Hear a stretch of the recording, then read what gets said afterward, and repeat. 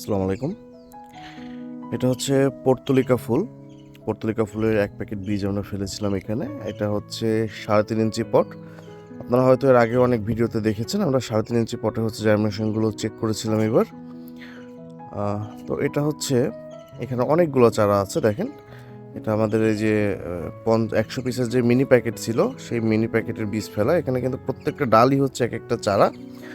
যদিও আপনারা এভাবে লাগাবেন না, আমরা বরাবরই এর আগের ভিডিও বলেছি, আমরা এভাবে জার্মিনেশন চেক করে থাকি। আপনারা অবশ্যই বড় পাত্রে দিবেন। এর একটা চারার জন্য মিনিমাম ৪ ইঞ্চি একটা টব প্রয়োজন হবে, তাহলেই একটা চারায় অনেক ভালো ফুল আসবে। দেখেন আমাদের একটা ছোটো প্যাকেটে এখানে কিন্তু অলরেডি ৪টে কালার আপনারা দেখতে পাচ্ছেন। ভেতরে হয়তো আরও কালার আছে, কারণ এগুলোর তো কালার ভেরিয়েশন থাকবেই। এবং ফুলগুলো কিন্তু চমৎকার। ফুলগুলো কিন্তু একেবারেই যে নর্মাল যে পর্তুলিকা থাকে সেরকম না, এগুলো একটু বড় সাইজ। তবে এটা ফুল আরও বড় হবে। এখানে পরিবেশ পাইনি। এটা কিন্তু আপনারা যদি ৩ ইঞ্চিতে বা এরকম ছোটো পটে করেনও, এটা অবশ্যই ট্রান্সফার করে দিতে হবে।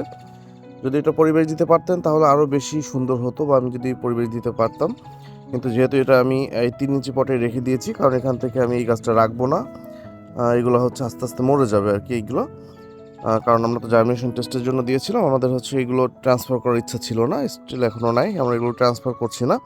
এগুলো এভাবেই এই গাছে এখানেই থাকবে।